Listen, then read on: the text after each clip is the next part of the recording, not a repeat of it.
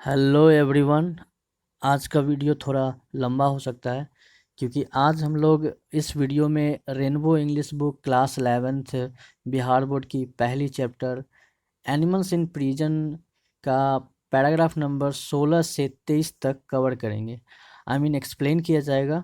आज हम लोग इस एनिमल्स इन प्रिजन को ख़त्म करेंगे। So welcome to my channel the English guru. तो चलिए शुरू करते हैं आज की वीडियो। ध्यान से देखिए और सुनिए वीडियो को। प्लीज़ वीडियो को स्किप मत कीजिएगा वरना समझ में नहीं आएगा। तो ये रहा paragraph number 16। Dehradun had a variety of birds and there was a regular jumble of singing, wind, wild, lively chattering and twittering, and high above it all came the quail's plaintive call. Nehru ji कहते हैं, देहरादून में तरह तरह के पक्षी थे और गायन और चहचहाना की एक नियमित गड़गड़ाहट थी और इन सब से ऊपर कोयल की वादी मतलब दुख भरी पुकार आई। आगे है, during the monsoon and just before it the brain fever bird visited us and I realized soon why it was so named। कहते हैं, मानसून के दौरान और उसके ठीक पहले ब्रेन फीवर पक्षी हमारे पास आया और मुझे जल्द ही एहसास हुआ कि इसका नाम क्यों रखा गया। It was amazing the persistence with which it went on the repeating the same notes in daytime and at night, in sunshine and in pouring rain। कह रहे थे कि नेहरू जी, यह आश्चर्यजनक था कि जिस दृढ़ता के साथ वह दिन में और रात में, धूप में और बारिश में एक ही स्वर को दोहराता चला जा रहा था। आगे है, we could not see most of these birds, we could only hear them as a rule as there were no trees in our little yard. मतलब हम इनमें से अधिकतर पक्षियों को नहीं देख सके, हम उन्हें केवल एक नियमित नियम के रूप में सुन सकते थे क्योंकि हमारे छोटे से यार्ड में कोई पेड़ नहीं था। But I used to watch the eagles and the kites gliding gracefully high up in the air, sometimes swooping down and then allowing themselves to be carried up by a current of air। आगे मतलब है इस line का, लेकिन मैं चील और पतंगों को हवा में इनायत सुंदरता मतलब इनायत का मतलब सुंदरता से ऊपर की ओर उड़ते हुए देखता था, कभी कभी झपट्टा मारकर और फिर खुद को हवा की धारा द्वारा ऊपर ले जाने की अनुमति देता था। आगे है, often a herd of wild ducks would fly over our heads। कहते हैं, अक्सर जंगली बत्तखों का झुंड हमारे सिर के ऊपर से चला जाता था। आगे है paragraph number 17। There was a large colony of monkeys in Bareilly Gaol and their antics were always worth watching। कहते हैं नेहरू जी, बरेली गांव में मतलब बरेली जेल में बंदरों की एक बड़ी बस्ती थी और उनकी हरकतें हमेशा देखने लायक होती थी। वन इंसिडेंट इम्प्रेस्ड मी। वहाँ एक घटना हुई जिनसे वो बहुत प्रभावित हुए। A baby monkey managed to come down into our barrack enclosure and he could not mount up the well wall again। कहाँ कहें कि एक बंदर का बच्चा हमारे बैरक के बारे में नीचे आने में कामयाब रहा। वो बैरक में आ गया, उसके उनके बारे में जेल में। वह फिर से दीवार पर नहीं चढ़ पाया, लेकिन आ तो गया, लेकिन वो बंदर का बच्चा ऊपर चढ़ नहीं पाया, वापस जा नहीं पाया। The warder and some convict overseer and other prisoners caught hold of him and tied a bit of string around his neck। तो ये सब घटना देखा कौन? तो वार्डर और कुछ दोषी ओवरसियर और कुछ अन्य कैदी ने उसे पकड़ लिया, उस बंदर के बच्चे को, और उसके गले में थोड़ा सा तार बांध दिया। द पेरेंट्स मतलब उस बंदर के बच्चे का जो parent प्रिजम्बली of the little one saw all this from the top of the high wall, and their anger grew suddenly. One of them, a huge monkey, jumped down and charged almost right into the crowd which surrounded the baby monkey. तो कहता है, जब उसका बच्चा वहाँ को बांध दिया तार से, तो छोटे बच्चे के माता पिता, मतलब ऐसा अनुमान लगाया कि उसमें उसके माता पिता ही होंगे, ने ऊंची दीवार के ऊपर से यह सब देख रहा था। और ये सब देख करके उनका गुस्सा और बढ़ गया कि उनके बच्चे को बांध दिया है तार से। अचानक उनमें से एक विशाल बंदर क्या किया, नीचे कूद गया, बैरक में कूद गया नीचे। उस भीड़ में लगभग सही तरीके से आरोपित हो गया और जिसने बच्चे को घेर लिया था।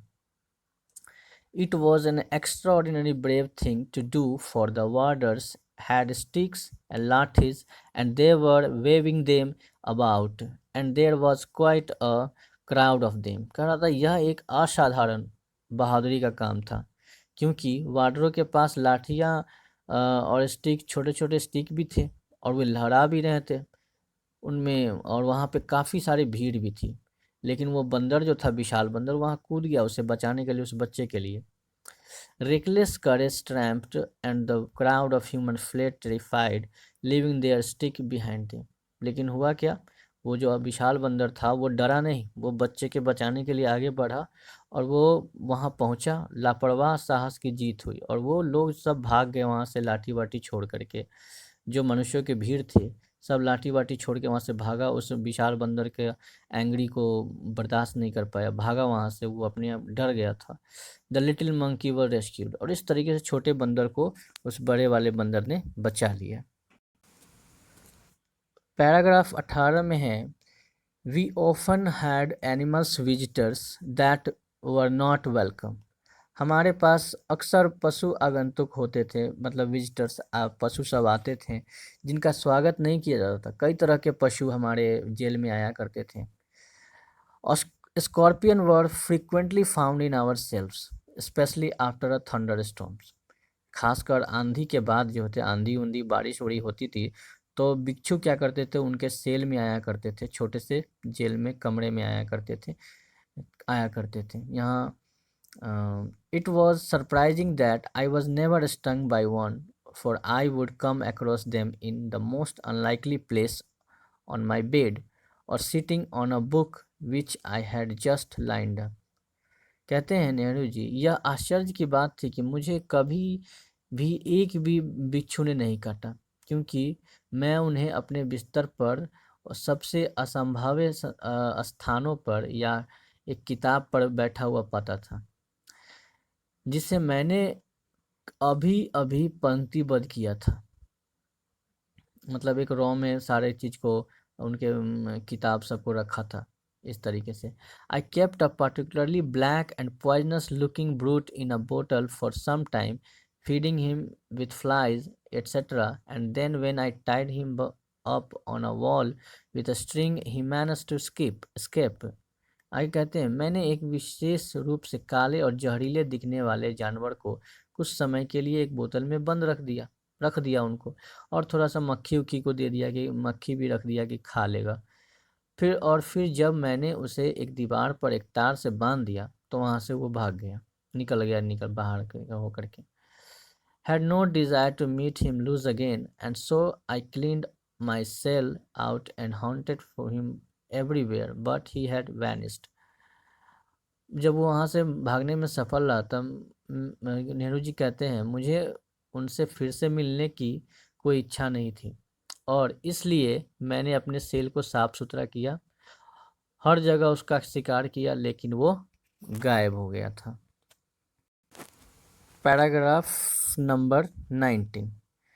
3 or 4 snakes were also found in my cells or near them। News of one of them got out and there were headlines in the press। कहते हैं नेहरू जी, मेरी कोठरियों में या उनके आसपास 3-4 सांप भी मिले। उनमें से एक की खबर निकली और प्रेस में सुर्खियां बटोरी कि जेल में सांप मिला है, ऐसा कुछ और खूब सारी सुर्खियां बटोरी प्रेस में। As a matter of fact I welcome the diversion, मैंने डाइवर्जन, उस मोड़ का स्वागत किया, उस मनोरंजन का स्वागत किया जो इस तरह का खबर चला। Prison life is dull enough and everything that breaks through the monotony is appreciated. जेल का जीवन एकदम नीरस होता है, बहुत ही उदासीन होता है। वहाँ एक रास्ता से टूटने वाली हर चीज़ की सराहना की जाती है। Not that I appreciate or welcome snakes, but they do not fill me with terror as they do some people. ऐसा नहीं है कि मैं सांपों की सराहना करता हूँ या उनका स्वागत करता हूँ, लेकिन वे मुझे आतंक से नहीं भरते जैसे वे कुछ लोगों को करते हैं। I am afraid of their bite, of course, and would protect myself if I saw a snake. कहते हैं बेशक मुझे सांप के काटने से डर लगता है कि कहीं मुझे सांप ना काट ले। अगर मैंने सांप को देखा तो मैं कोशिश करता हूँ कि मैं अपनी रक्षा करूँ, उससे बचूँ। But there but there would be no feeling of repulsion, overwhelming fright. लेकिन प्रतिकर्षण और अत्यधिक भय की कोई भावना नहीं होगी। मैं जब देखता हूँ मुझे इतना कोई भय वय नहीं होता है।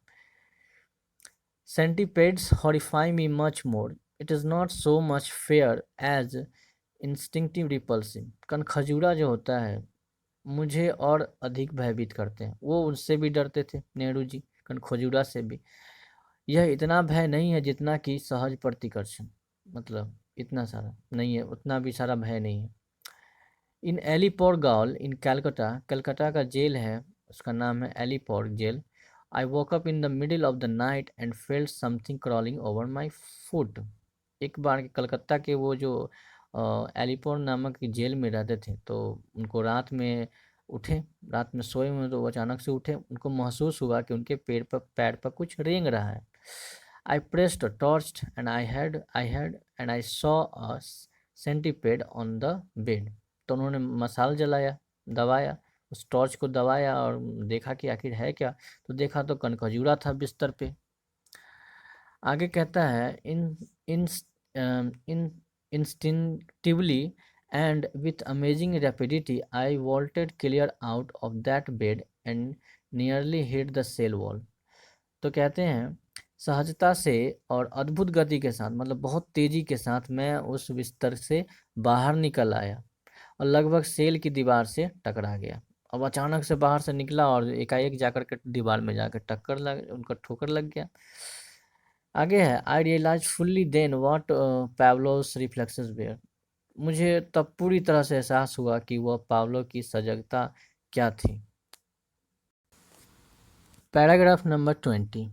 In Dehradun, I saw a new animal, or rather an animal which was new to me. Dehradun में एक नया जानवर देखा नेहरू जी ने, देहरादून के जेल में, या यूं कहें कि एक जानवर जो मेरे लिए नया था। हो सकता है उन्होंने पहली बार देखा इसलिए वो नया था। I was standing at the gaol gate talking to the gaoler when we noticed a man outside carrying a strange animal. तब वो जेल के गेट पर खड़े थे और जेलर से बात कर रहे थे। तभी उन्होंने देखा कि बाहर एक आदमी एक अजीब सा जानवर ले जा रहा है। The gaoler sent for him and I saw something between a lizard and a crocodile, about 2 feet long with claws and a scaly covering. तो जेलर ने उसके लिए भेजा और मैंने एक छिपकली और एक मगरमच्छ के बीच कुछ देखा। लगभग 2 फीट लंबा और पंजा था उसका, और एक परतदार आवरण के साथ वो एक जानवर था।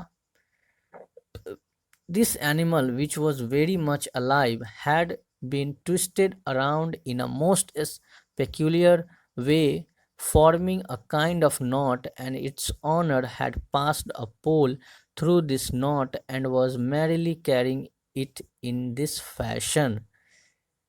तो आगे कहते हैं नेहरू जी, यह जानवर जो अधिक जीवित था, एक अजीबोगरीब तरीके से एक तरह की गांठ बनाकर गोल घुमाया जाता था, और इसके मालिक ने इस गांठ के माध्यम से एक पोल को पार किया और इसे इस तरह से ले जा रहा था।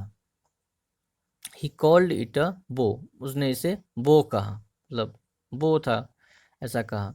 When asked by the gaoler what he proposed to do with it, he replied with a broad smile that he would make bhujji. भुजी होता क्या है? ए काइंड ऑफ करी आउट ऑफ इट. जब जेलर ने उनसे पूछा कि उन्होंने इसके साथ क्या करने का प्रस्ताव रखा है, क्या करेगा इसके साथ, तो उन्होंने बड़ा ही अच्छे से मुस्कुरा के जवाब दिया कि वह भुज्जी को एक तरह की कड़ी बना देगा, मतलब उस भुज्जी को कड़ी बना देगा सब्जी की तरह. He was a forest dweller, कहा कि वह एक वनवासी है. Subsequently I discover from reading F.W.. Champions book, एक एफ.डब्ल्यू. चैंपियंस का एक बुक का किताब है, उसका नाम था the jungle in the sunlight and shadow. मतलब इसमें है that this animal was the pangolin. कहा कि इसके बाद एफ.डब्ल्यू. चैंपियन की जो किताब थी जिसका नाम था the jungle in sunlight and shadow, पढ़ने से मुझे पता चल गया कि ये जानवर आखिर है कौन. वो जानवर कौन था? तो पेंगोलिन था. Paragraph number 21. Prisoners, especially long-term convicts, have to suffer most from emotional starvation. कहते हैं नेहरू जी, कैदी जो विशेष रूप से बहुत लंबे समय तक कैद है, यहाँ पे कैदी की तरह है, तो उन्हें भावनात्मक भुखमरी से सबसे अधिक पीड़ित होना पड़ता था. Often they seek some emotional satisfaction by keeping animal pets. अक्सर वे पालती जानवरों को क्या करते थे? पाल कर कुछ भावना को क्या करते थे? संतुष्टि चाहते थे. तो कुछ खुश हो जाते थे, कुछ जानवर को पाल पोस लिए, देख लिए, तो उसके साथ थोड़ा टाइम पास हो जाता था. The ordinary prisoner cannot keep them, but the convicts overseers have a little more freedom and the gaol staff usually does not object. कहता है साधारण कैदी तो पहले तो उसको पकड़ भी नहीं सकता, रख भी नहीं सकता, लेकिन दोषी ओवरसियरों को थोड़ी सी स्वतंत्रता मिली हुई थी, थोड़ी सी आज़ादी मिली हुई थी कि जेल कर्मचारी आमतौर पर आपत्ति नहीं करते थे, वो रख सकता था उस जानवर सबको. द कॉमनेस्ट पेस्ट मतलब commonest pets were squirrels and strangely mongoose. Dogs are not allowed in gaols but cats says to be encourage. सबसे आम पालतू जानवर वहाँ गिलहरी था और अजीब तरह से थोड़ा नेवला भी था.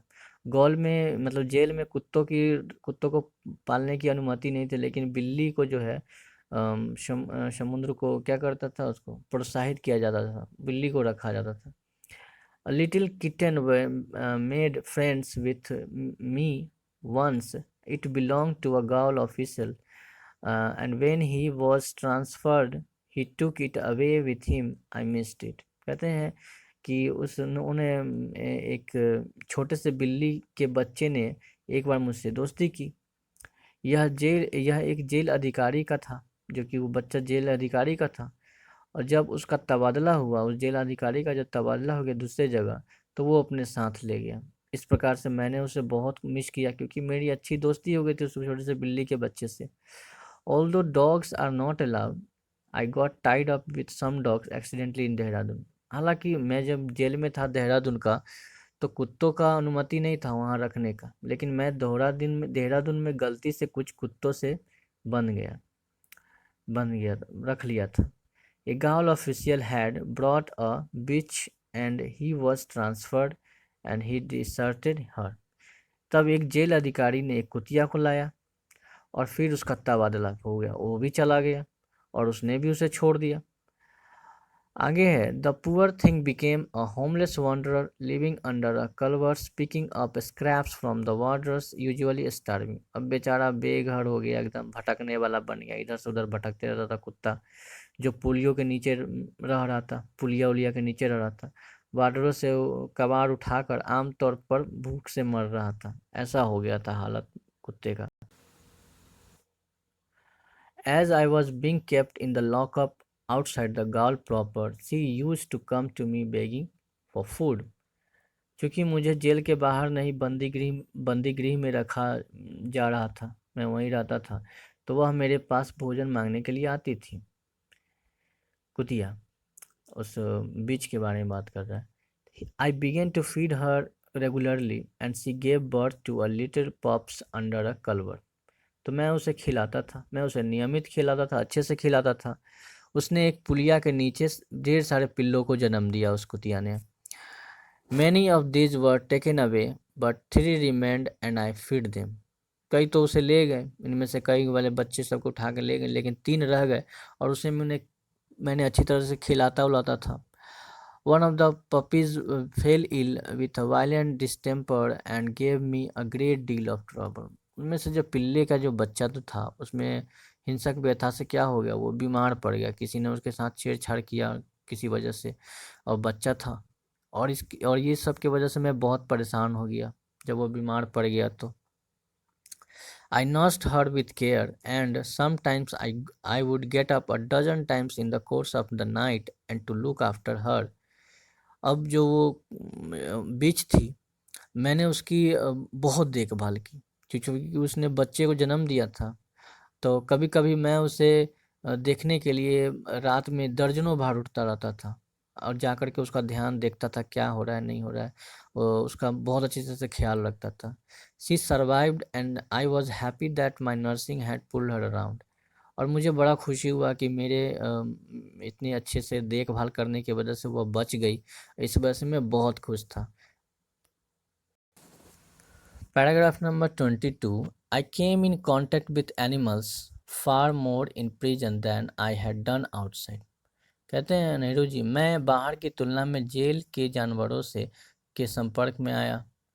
I had always been fond of dogs and had kept some, but I could never look after them properly as other matters claimed by attention.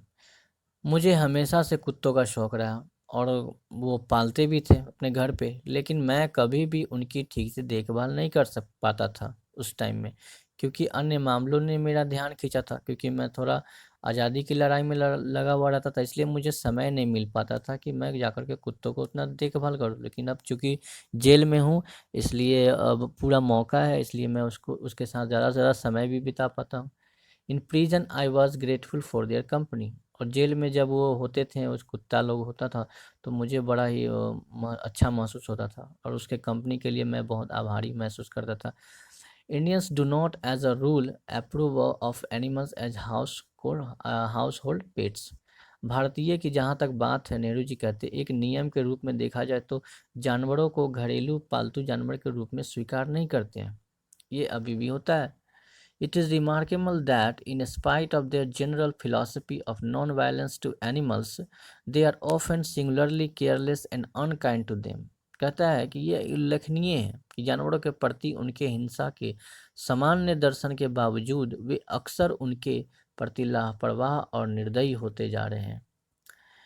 Even the cow that favored animals, though looked up to and almost worshipped by many Hindus, and often the cause of riots, is not treated kindly. Nehru ji यहाँ ये भी बात को जोड़ते हैं, जहाँ गाय की बात है, गाय जो जानवर है उनकी बारे में बात की, जो कि बहुत ही पसंदीदा जानवर है। हालांकि कई हिंदुओं द्वारा देखा जाता है कि लगभग पूजा भी किया जाता है गाय की, अक्सर दंगों का कारण भी बनता है। उसके साथ दयालु व्यवहार नहीं किया जाता है। Worship and kindness do not always go together. इसलिए नेहरू जी कहते हैं, पूजा और दया हमेशा एक साथ नहीं ले सकते, नहीं चल सकता है। ये पैराग्राफ नंबर लास्ट होगा 23 इस एनिमल्स इन प्रिजन का, तो ध्यान से देखिए 23 को। Different countries have adopted different animals as symbol of their ambition or character. The eagle of the United States of America and of Germany, the lion and the bulldog of England, and the fighting cock of France, and the bear of old Russia. अलग अलग देशों ने अलग अलग जानवरों को अपनी महत्वाकांक्षा या चरित्र के प्रतीक के रूप में अपनाया है। जैसा कि संयुक्त राज्य अमेरिका और जर्मनी का क्या है, ईगल है, वहाँ का एक प्रतीक माना जाए तो। इंग्लैंड के लिए शेर है और बुलडॉग है। फ्रांस के लिए लड़ाकू मुर्गा है। पुराने रूस के लिए क्या है, तो भालू है। ये सब प्रतीक है, उनके लिए राष्ट्रीय प्रतीक है।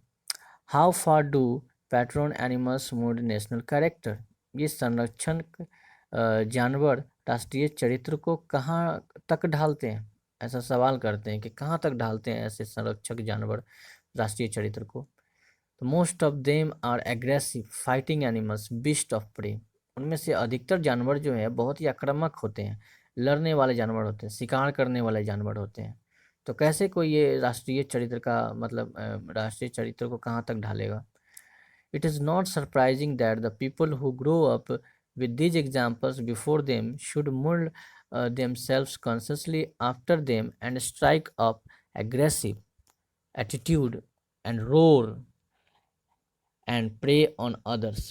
यह आश्चर्यजनक की बात नहीं है कि जो लोग उनके सामने इन उदाहरणों के साथ बड़े होते हैं वे सचेत रूप से उनके अनुसार खुद को ढालते हैं और आक्रामक व्यवहार करते हैं और दहाड़ते हैं और दूसरों का शिकार करते हैं। Nor is it surprising that the Hindu should be mild and non-violent, for his patron animals is the cow। नहीं नहीं, यह आश्चर्य की बात है कि हिंदू अपने संरक्षक पशु जो कि गाय है के लिए सौम्य और अहिंसक होना चाहिए। तो ये रहा पूरा 16 से पैराग्राफ 16 से लेके 23 तक का, और ख़त्म हुआ आज का chapter animals in prison class 11 की। तो आप मेरे चैनल पे नए हैं तो मेरे चैनल को प्लीज़ सब्सक्राइब करें और शेयर करें, कमेंट करें, लाइक करें, and thank you for watching this video.